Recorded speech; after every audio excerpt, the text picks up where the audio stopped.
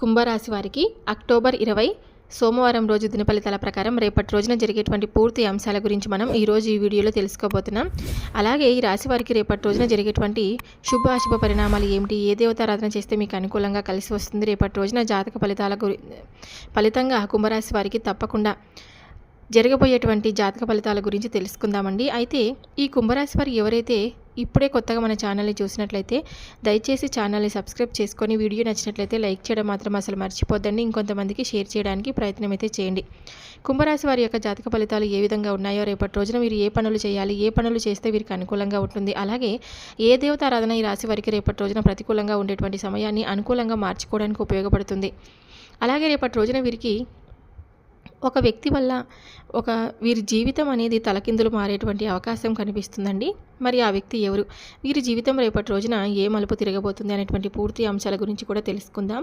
అలాగే ఈ కుంభరాశి వారు మర్చిపోకుండా రేపు దీపావళి కాబట్టి రాత్రి 8 లోపు నేను చెప్పినటువంటి ఈ మంత్రాన్ని మీరు జపించుకున్నట్లయితే, ఈ మంత్రాన్ని పఠించినట్లయితే కనుక మీకు కోటి జన్మల పుణ్యం అనేది తప్పకుండా లభిస్తుంది. మరి ఆ మంత్రం ఏమిటి అనేది కూడా మనం ఈరోజు ఈ వీడియోలో తెలుసుకోబోతున్నాం. కాబట్టి వీడియోని అయితే ఎక్కడ కూడా స్కిప్ చేయదు, పూర్తిగా వినండి. కుంభరాశి వారి జాతక ఫలితాల గురించి తెలుసుకోబోయే ముందు చాలామంది ఎక్కడెక్కడ జ్యోతిషం చెప్పించుకుని నిరాశ చెంది ఉంటే కనుక ఒక్కసారి ఈ గురువు గారిని తప్పకుండా కాంటాక్ట్ అవ్వండి. శ్రీ కనక దుర్గాదేవి ఆశీస్సులతో జ్యోతిషం చెప్తారండి గురూజీ లక్ష్మణ్ రాజు గారు. గురువుగారి నెంబర్ వచ్చేసి 8639883141. స్త్రీ పురుష వశీకరణం కూడా చేస్తారు. గురువు గారికి ఎక్కడున్నా కూడా దూర ప్రాంతాల్లో ఉన్నవారు కూడా ఫోన్ ద్వారా వెంటనే పరిష్కారం చెప్తారండి. ప్రేమ, పెళ్లి, ఉద్యోగం, రాజకీయం, విదేశీ ప్రయాణం, ధనం నిలకడలేకపోవడం, భార్యాభర్తల మధ్య ఉన్నటువంటి సమస్యలు కానీ, ఆస్తి తగాదాలు కానీ, అప్పుల బాధలు కానీ, స్త్రీ పురుషులకు ఎటువంటి గుప్త సమస్యలకైనా మీకు రోజులలోనే పరిష్కారం చెప్తారు. నమ్మకం ఉంటే ఒకసారి తప్పకుండా గురువు గారికి కాంటాక్ట్ అవ్వండి. ఇక్కడ స్క్రీన్ పైన నెంబర్ కనిపిస్తుంది కదా, ఈ నెంబర్కి ఫోన్ చేయండి. సమస్యలన్నీ చెప్పుకోండి.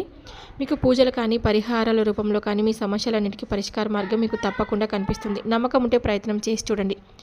ఇప్పుడు కుంభరాశి వారి దిన ఫలితాల గురించి, రేపటి రోజున జరిగేటువంటి పూర్తి అంశాల గురించి తెలుసుకుందాం.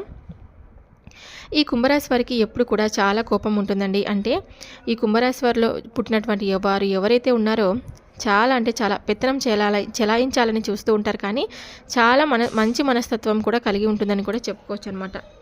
ఈ రాశికి అధిపతి శని భగవానుడు. అలాగే ఈ రాశి చక్రంలో 11వ రాశి. ఈ యొక్క ధనిష్ట నక్షత్రం 3-4 పాదాలు, శతభిష నక్షత్రం 2-3-4 పాదాలు, అలాగే పూర్వభద్ర నక్షత్రం 1-2-3 పాదాల్లో జన్మించిన వారు ఈ కుంభరాశి వారి కిందికి చెందుతారనమాట. ఈ రాశికి అధిపతి శని భగవానుడు అని చెప్పుకున్నాం కదా. ఎప్పుడు కోపం వచ్చినా చాలా భయంకరమైనటువంటి వ్యక్తులుగా ఈ రాశి వారు అయితే మారిపోతూ ఉంటారనమాట. అంటే వీరికి విపరీతమైనటువంటి కోపం అనమాట. కాబట్టి ఎప్పుడు కూడా మీరు కోపంతోనూ గంభీరంతోనూ కనిపిస్తూ ఉంటారు.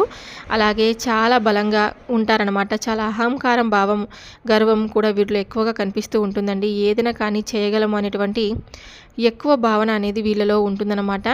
అలాగే వీళ్ళకు క్లియర్గా కొట్టొచ్చినట్లు కనిపిస్తూ ఉంటుందండి. అంటే ఎలాంటి విషయం గురించి అయినా సరే వీళ్ళు చాలా ఈజీగా గోయింగ్ లాగా చేసుకుంటూ వెళ్ళిపోతూ ఉంటారు. చాలా ఈజీగా మాట్లాడేస్తూ ఉంటారనమాట.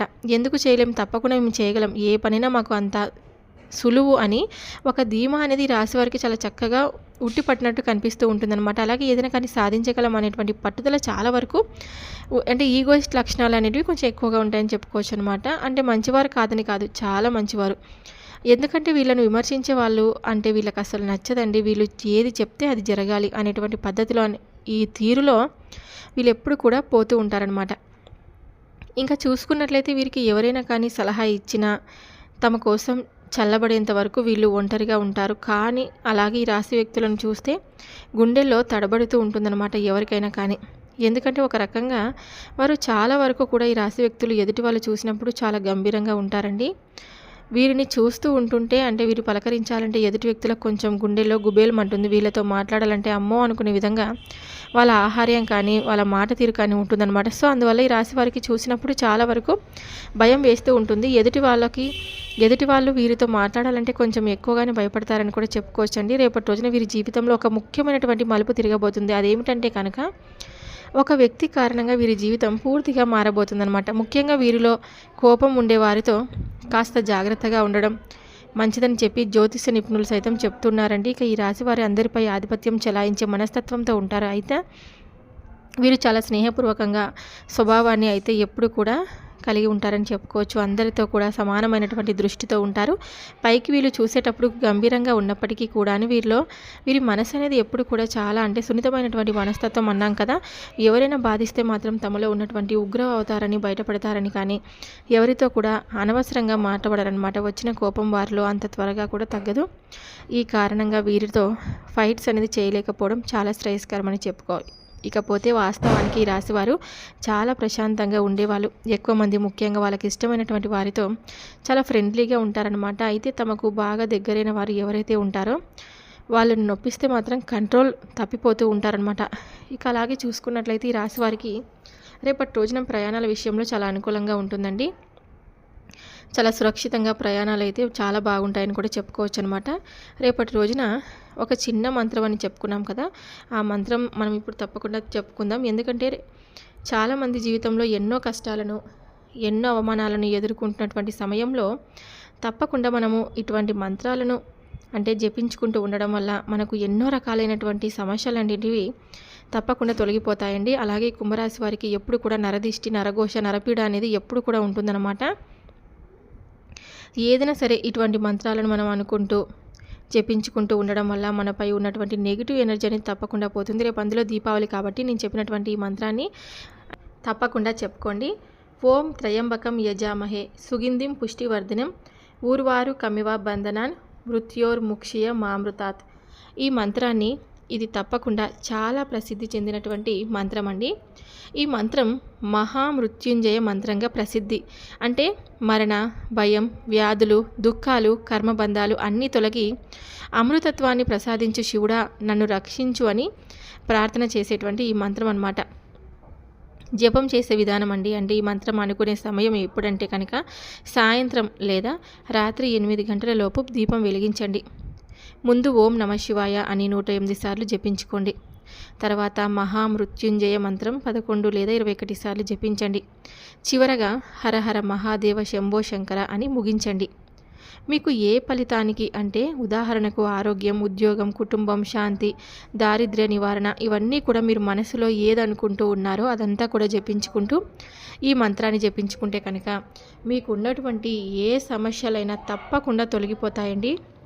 మీరు ఈ మహామృత్యుంజయ మంత్రాన్ని తప్పకుండా చెప్పుకొని మీకు అన్ని విధాలుగా అనుకూలంగా ఉంటుందన్నమాట. ఇంకా రేపటి రోజున మిమ్మల్ని ఎవరైనా సరే చాలా వరకు రెచ్చగొడతారండి.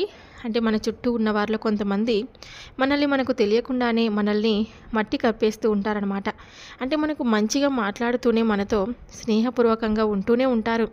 అయితే వాళ్ళు ఇలా చెప్తూ ఉంటారు అని మిమ్మల్ని రెచ్చగొట్టేటువంటి ప్రయత్నం అయితే చేస్తారు. కానీ తిప్పి వాళ్ళే మీకు పెద్ద తలనొప్పి తెచ్చిపెట్టే విధంగా మారుతారనమాట. కాబట్టి అలాంటి వ్యక్తులు ఎప్పుడు కూడా మీ చుట్టూ కాపు కాసి ఉన్నారని తెలుసుకోండి. ఆ వ్యక్తుల వల్ల మీరు కొంచెం మీ జీవితంలో అనుకోనటువంటి ఊహించినటువంటి విధంగా మీ జీవితం మలుపు తిరగబోతుందని తెలుసుకోండి. కాబట్టి అలాంటి వ్యక్తుల వలన మీరు కొంచెం భారీగా నష్టపోయేటువంటి అవకాశాలు కూడా కనిపిస్తూ ఉన్నాయి. కాబట్టి వారిని మీరు ఎంత వీలుంటే అంత దూరం పెట్టేసేయండి. ఇక మీరు శుభవార్తల ఫలితంగా రేపటి రోజున మంచిగా అంటే విద్యార్థులు ఎవరైతే ఉన్నారో వారికి మంచిగా ఫలితాలు వచ్చేటువంటి ఈ యొక్క ఫలితాలను చూసి ఇంట్లో ఉన్నటువంటి పేరెంట్స్ అలాగే కుటుంబ సభ్యులు అందరూ కూడా చాలా అంటే చాలా ఎంజాయ్ చేస్తారని కూడా చెప్పుకోవచ్చండి. మీ యొక్క భవిష్యత్ అంతా కూడా రేపటి రోజున చాలా అంటే చాలా అనుకూలంగా ఉంటుందని కూడా చెప్పుకోవచ్చు. ఎందుకంటే మీరు ఎన్నో రకాలైనటువంటి కష్టాలను, బాధలను అనుభవించేటువంటి సమయంలో మీకు ఇప్పుడు శుభవార్తలు వస్తున్నాయంటే ఎవరికైనా సంతోషమే కదండి. చక్కగా ఆనందంగా మీ జీవితాన్ని గడుపుతారు. వృత్తి, ఉద్యోగ, వ్యాపార పరంగా అన్ని అవకాశాలను రేపటి రోజున మంచిగా అనుకూలంగా అయితే మీకు ఉండబోతుందన్నమాట. అలాగే ఇంకా చెప్పాల్సి వస్తే రేపటి రోజున వీరికి కుటుంబంతో కాలక్షేపంగా గడపడం, అలాగే మిమ్మల్ని మీరు దృఢపరచుకోవడానికి యోగా లాంటివి చేసుకుంటూ ఉండడం వల్ల మీ పనితీరు వల్ల వచ్చినటువంటి ఒత్తిడినంతా కూడా పూర్తిగా నయమైపోతుందని కూడా చెప్పుకోవచ్చు. మీ అన్నీ రిలీఫ్ అయిపోతుందండి. అప్పుడు మీ కుటుంబంలో మీ ఆలోచనలన్నీ కూడా చాలా స్థిమితంగా ఉంటాయి. ఇంకా చెప్పాలంటే రేపటి రోజున చిన్నపాటి అనారోగ్య సమస్యలను మీరు గురి కాకుండా ఉండాలి అంటే మీరు ఎక్కువగా ఒత్తిడికి లోన్ అవ్వకుండా, మిమ్మల్ని మీరు టెన్షన్కి గురి చేసుకోకుండా చాలా సింపుల్గా మంచిగా ఆలోచనలు చేసేటప్పుడు జాగ్రత్తగా చేయండి.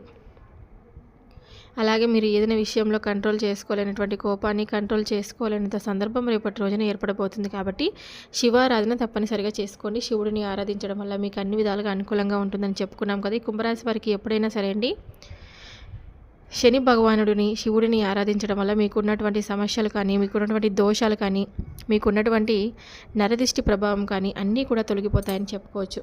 చూశారు కదండి, కుంభరాశి వారికి రేపటి రోజున జరిగేటువంటి పూర్తి అంశాల గురించి ఈరోజు మీరు ఈ వీడియోలో తెలుసుకున్నారని అనుకుంటే సెలవు తీసుకుంటున్నానండి. ఈ వీడియో మీ అందరికీ నచ్చితే తప్పకుండా లైక్ చేయండి, షేర్ చేయండి, సబ్స్క్రైబ్ చేసుకొని నాకు సపోర్ట్ అయితే ఇవ్వండి. నేను చెప్పినటువంటి మంత్రాన్ని తప్పకుండా రాత్రి 8 లోపు, అంటే దీపావళి రోజు రాత్రి 8 లోపు తప్పకుండా జపించుకోండి. మీకు అంతా కూడా మంచి జరుగుతుంది. మరొక వీడియోతో మళ్ళీ కలుద్దాం. సర్వే జనా సుఖినో భవంతు. Thank you for watching.